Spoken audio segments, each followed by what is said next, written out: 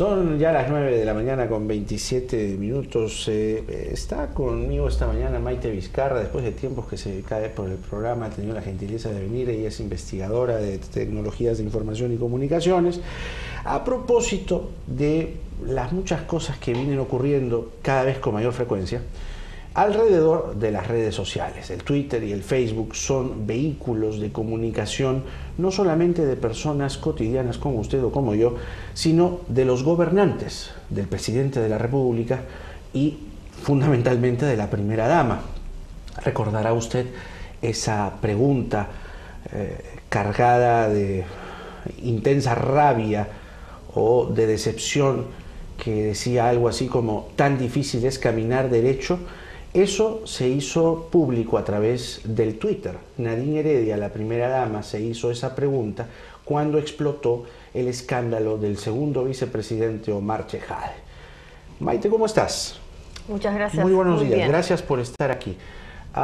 Vamos a evaluar el trabajo del Estado en las redes sociales, del gobierno en las redes sociales, porque este gobierno, a diferencia del anterior, ha decidido penetrar con una cierta frecuencia y con tweets y mensajes oportunos y concretos en las redes sociales. ¿Crees que vienen haciendo tanto el presidente como la primera dama un buen trabajo en el Twitter, en el Facebook? Ahí tal vez habría que distinguir entre la persona, el individuo, la persona en sí misma y el funcionario público, ¿no? Porque cualquiera de nosotros tiene la ocasión y también el derecho de expresarse a través de estos escenarios o lugares virtuales o espacios virtuales. Claro. El asunto particular es que si lo está haciendo a nombre propio o ya lo está haciendo en función a algún tipo de vínculo o como funcionario público, ¿no? En el caso de tan difícil es caminar derecho fue la primera dama. Es que ahí viene el tema, pues, o sea, cuando yo no he visto si cuando se expresa la señora Nadine Heredia lo hace como Nadine Heredia, una persona que tiene evidentemente mucho interés en participar en estos foros, o lo hace como funcionaria, no funcionaria, sino con este cargo tan particular que es el de primera dama. Hecha esa primera, de alguna manera, advertencia o observación, yo creo que es interesante que entren en estos ambientes porque, en efecto, son donde se está generando mayor corriente de opinión y eventualmente donde tú puedes empezar a levantar corriente de opinión. Y creo que de eso sí son conscientes ambas personas. Ahora, ella en su Twitter pone cofundadora del Partido Nacionalista Peruano, es decir, exacto. Entonces, no se coloca como primera dama, ¿no? Exactamente. 2 hijas, Hilary y Naira, y un varoncito que ya nació, Samín.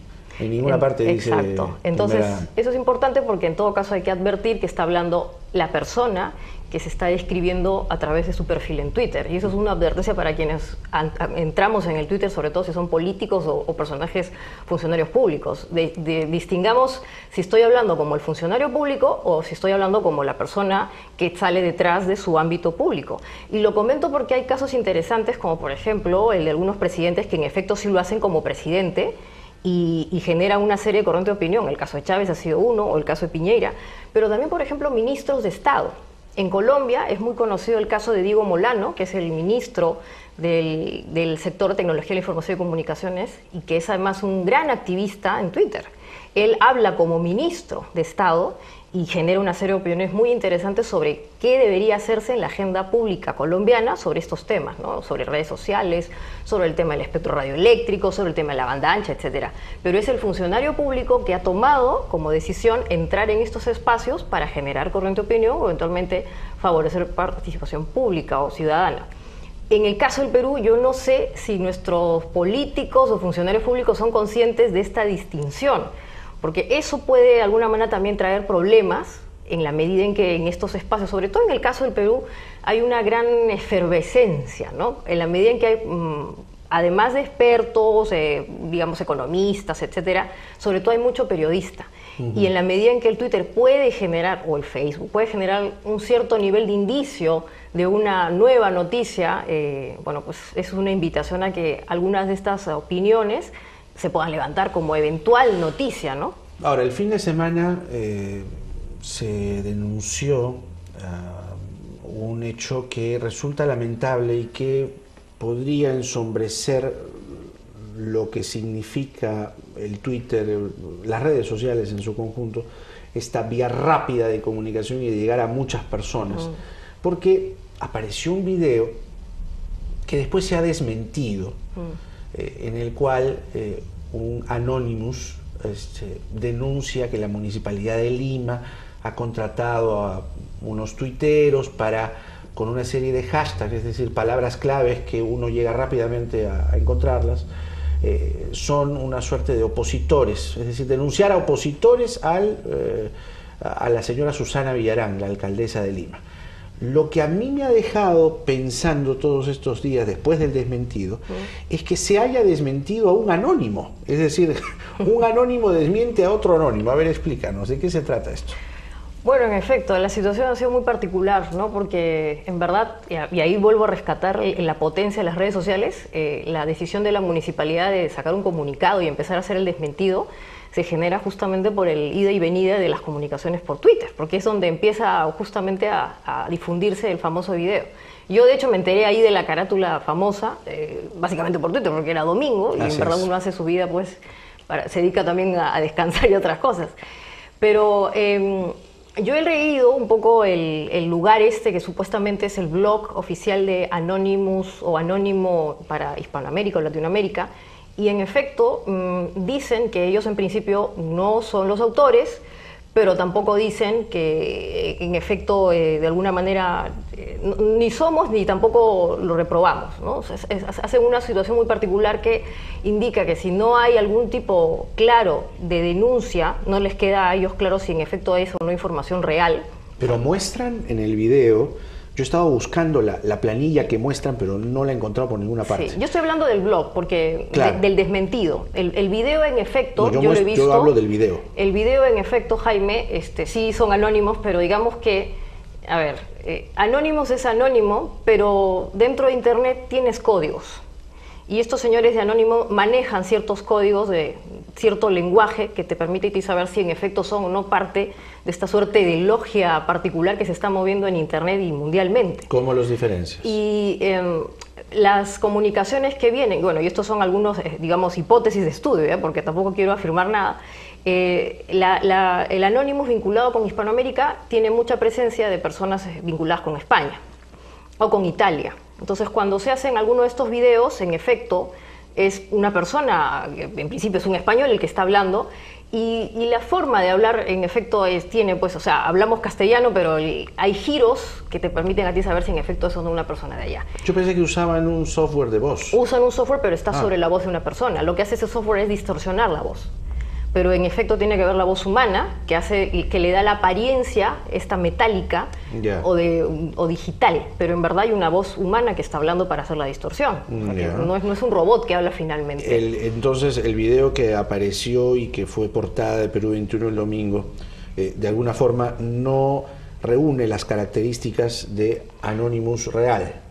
Como hipótesis de estudio, yo lo he visto, me daría alguna sensación de que en principio no corresponde al grupo más cercano de quienes hacen este tipo de comunicaciones públicas, porque Anonymous es Anonymous, pero tiene una organización y tiene un núcleo duro o pequeño que se dedica justamente a hacer este tipo de manifiestos que en efecto son importantes para ellos como grupo político o lo que fuese, ¿no? Entonces no es que cualquier causa no es valedera para empezar a generar ruido. Ellos hacen, hasta donde veo, algún tipo de estudio interesante sobre causas que les pueden levantar también un cierto posicionamiento. Evidentemente, como digo otra vez, estos son hipótesis de estudio, pero de lo que he visto en el video, sí, pues parece ser que no fuese en efecto parte de las personas que hacen este tipo de comunicados, como ha sido en el caso de Chile, o el que eventualmente se hizo también con un tema vinculado al Congreso o algo así, ¿no? Ahora, pero ellos muestran, no sé si viste, vi una plantilla. Y son usuarios, detuve el video porque lo pasan muy rápido, son usuarios peruanos que uno ve en la red. Algunos de ellos son en efecto personajes conocidos en el Twitter, etcétera. Sobre ese tema, lo que pasa es que esto de dónde viene, ¿no? Como se dice, o sea, lo accesorio sigue la suerte de lo principal. Y en este caso es lo principal. Si el video en verdad es un video al que no hay que ofrecerle, digamos, un mayor nivel de veracidad porque hay una serie de elementos que te despiertan dudas, pues lo que se dice sigue la suerte del principal, en este caso la misma historia. O sea, yo no sé si esa planilla que se muestra es real o creada, si ha impuesto así a salto de mata los nombres porque les conviene, etcétera, ¿no? Entonces lo importante en este caso, y de verdad como colofón, es si en verdad la Municipalidad Metropolitana de Lima o eventualmente cualquier entidad del Estado quiere entrar en estos espacios. Yo decía en el Twitter, lo mejor es que lo haga de manera explícita y transparente. Tengo mi equipo, el representante o el coordinador o el encargado es esta persona habla con tales y cuales.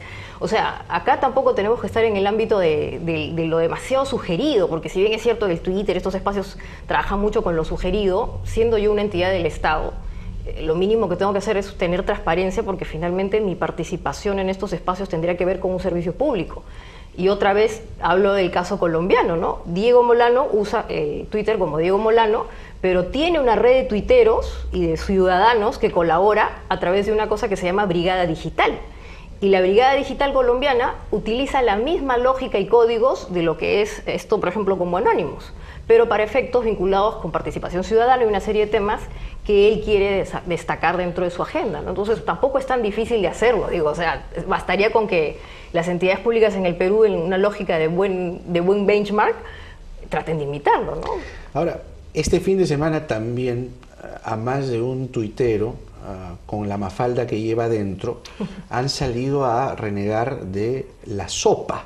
Sí. La sopa, para poner en contexto a nuestros televidentes, no es otra cosa que la Stop Online Piracy Act, es decir, detener en línea la actividad pirata.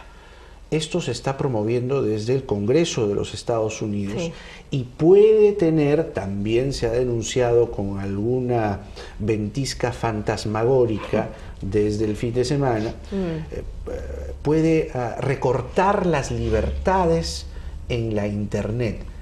¿Es esto cierto? Bueno, ahí hay que tomar en claro cuánto de lo que está pasando por los Estados Unidos puede afectarnos, ¿no? En efecto, en la medida en que el mercado más grande de contenidos digitales se genera en los Estados Unidos, ya de por sí podría haber un cambio en la manera de hacer negocios o generar contenidos digitales en Internet. Pero se habla del TLC, que el TLC, claro, sería la ruta que nos tocaría. Exacto. A ver, esa acta que tú mencionas está vinculada con el hecho de establecer una serie de obligaciones a quienes se comportan como intermediarios en Internet. Vale decir, si yo hoy día, después que me has hecho esa entrevista, grabo este video y lo pongo en YouTube, la que ha creado el contenido soy yo, porque lo he editado, le he puesto algún elemento suyo, pero lo está poniendo en lugar de un intermediario que es YouTube.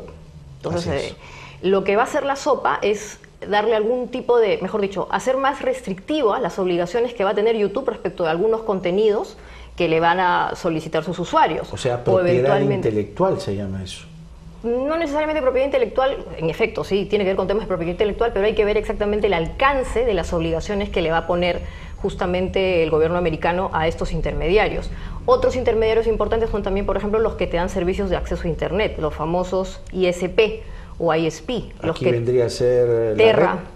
La red es la red científica. La red científica, Terra, o eventualmente las operadoras que también trabajan dándote servicios de acceso a Internet. Claro, Telefónica. Telefónica, ¿no? En su capítulo de acceso a Internet. Correcto. Entonces, sí, en efecto es un poco complicado porque en la medida en que le generan más obligaciones a estos intermediarios, probablemente se tengan que clasificar de algún tipo los servicios o los contenidos.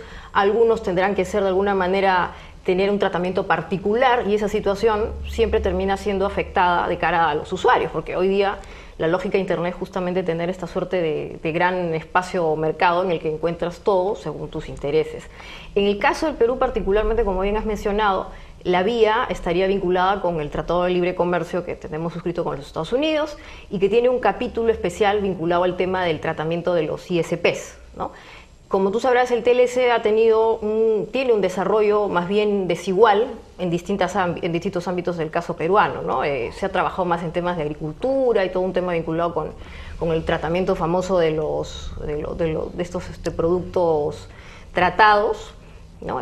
Los biodegradados, etcétera. Pero en el caso de telecomunicaciones todavía hay una agenda pendiente que aún está por desarrollarse. Particularmente este tema de los ISPs no ha tenido un gran desarrollo. Se sigue aplicando en el caso peruano la norma local, que en principio no le genera tantas cargas, ¿no? Particularmente. Porque ¿cuál es la lógica ahí?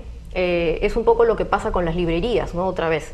Una librería lo que hace es vender contenido a través de un formato que se llama libro, ¿no es cierto? Correcto. Si la librería opta por vender pornografía, o salvo situaciones, o sea, se excluye obviamente las situaciones que están penadas por la ley, o sea, por ejemplo, hacer proselitismo contra cosas vinculadas con, no sé, pues con terrorismo, etcétera, situaciones que están fuera de ley, exactamente. Pero puede vender pornografía. Si vende pornografía, la persona que quiere comprar pornografía en la librería va y lo compra. Pero la librería en sí misma no tiene nada que ver con la venta de la pornografía o tampoco tiene ningún tipo de responsabilidad sobre el contenido que se ha puesto allí. Correcto. Ella simplemente muestra el contenido, es un intermediario. La misma figura es la de los intermediarios en Internet, de YouTube o eventualmente también de alguno de estos ISPs. Cierto es que, en efecto, en la medida en que la tecnología está cada vez más vinculada con esta suerte de convergencia, en donde a veces el que da el servicio se convierte en una suerte de editor, en algunos casos, hay una línea fina que hay que empezar a ver, ¿no? Y que probablemente este tipo de iniciativas americanas está tratando de dilucidar. Pero se ha hablado incluso, por ahí he leído un término, macartismo, que acá se está persiguiendo la suerte de aldea de libertad que es Internet. Pero diferenciemos bien, siguiendo con el ejemplo quizá de la librería. Esta SOPA, que repito es Stop Online Piracy Act, detener la actividad de piratería en línea, tiene que ver con sitios, por ejemplo, como YouTube. O como Google. Como Google, o como hay otros de Cuevana, por ejemplo, hay un sitio que transmite películas, o The Pirate Bay, que es un sitio, estos dos últimos les cae frecuentemente demandas, sí, porque alojan en sí mismos contenidos que han robado, es decir, que no han pagado por ellos los derechos de autor que les corresponde a los autores, la propiedad intelectual. ¿Estamos hablando de eso concretamente? Es decir, bueno, que esta SOPA está focalizada en eso también. Sí, en efecto, tiene que ver con el tratamiento que se les está dando a la creación de contenidos y en obras en el ámbito digital.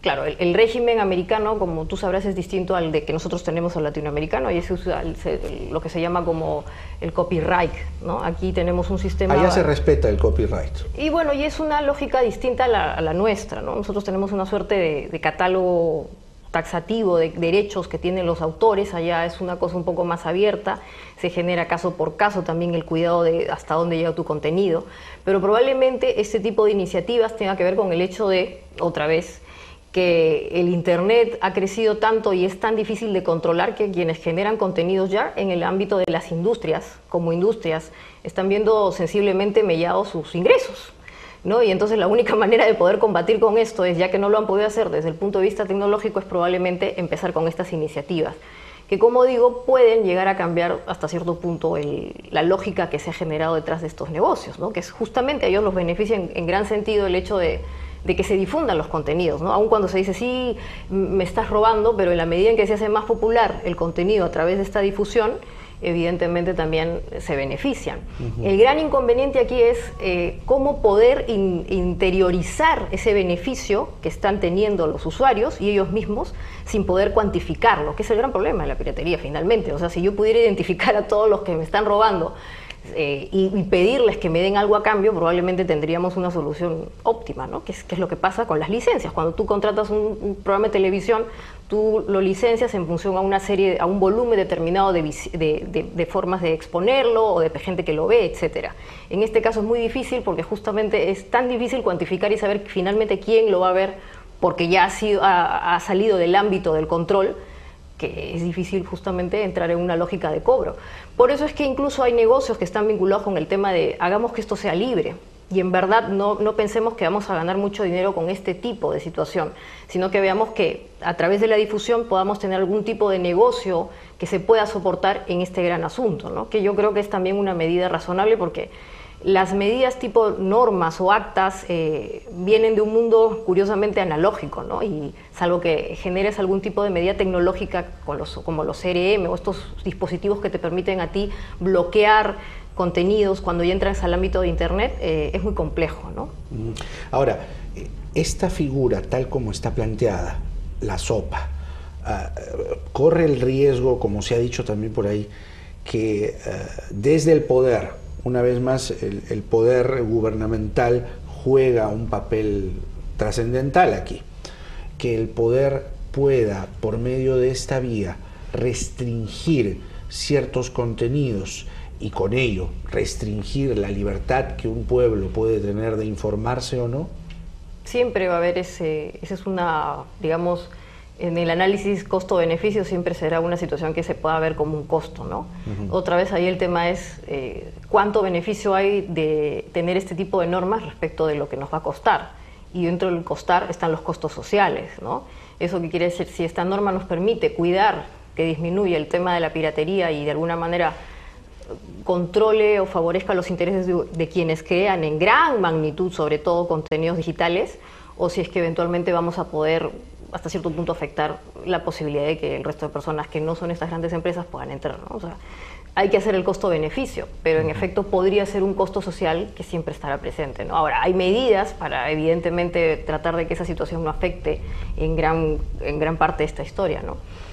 Ahora, hablando del poder, hace algunas semanas, Palacio de Gobierno, que tiene una cuenta de Twitter, retuiteó, es decir, retransmitió una dirección electrónica que yo tuve el reflejo de anotarla, me conducía a un blog llamado La Conífera. Palacio reapuntaba a esa dirección, donde se insulta a 1, 2, 3 periodistas. Se dice que la prensa ladra, que la prensa se preocupa por el lugar de la primera dama, insultan por ahí a Mario Guamán, que el nuevo Publimetro lava el cerebro, monstruo, y así, cosas por el estilo, que yo inmediatamente recordé a ese argentino desgraciado llamado Héctor Faisal, que el año 99 tenía una página que se llamaba Prodef, con V al final, que insultaba a todos los opositores de Fujimori. ¿Crees que está pasando esto? ¿Que Palacio retransmita un blog que insulta a periodistas y que insulta o defiende la figura del presidente y defiende a la primera dama? ¿Se crea un caldo de cultivo de estas características como las que vivimos con Faisal? Bueno, la verdad que no he seguido mucho el tema, tampoco vi ese famoso tuit que has comentado, tampoco sé si se borró muy rápidamente. Se borró rápido, bueno, 5 minutos. Entonces, si en todo caso se borró es porque se han dado cuenta que estuvo mal, y eso eso abona a favor, porque evidentemente ha sido una pasada, ¿no? O sea, se les escapó. Pero aquí otra vez la importancia, Jaime, de hacer la distinción.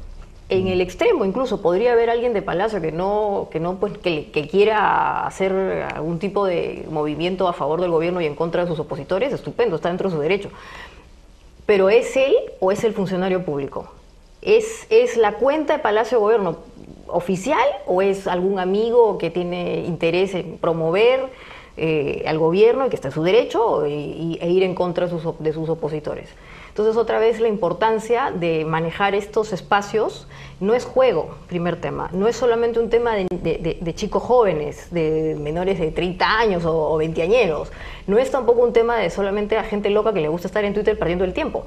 Estos espacios ya se han legitimado como lugares de opinión pública válida y en donde justamente instituciones como las del propio gobierno o eventualmente funcionarios públicos del nivel del propio presidente están interactuando. Entonces la llamada de atención es, señores, hagan bien su tarea. O sea, estupendo que se estén metiendo en las redes sociales, pero tengamos cuidado con quién y por qué lo está usando. Y aunque sombrero, yo XY, o yo Maite Vizcarra, o yo funcionario público, o yo entidad del Estado. Porque evidentemente eso implica que tienes una serie de obligaciones en la medida en que eres una entidad del Estado. O sea, parte de los recursos que estás usando por lo pronto son de alguna manera recaudados por todos los ciudadanos.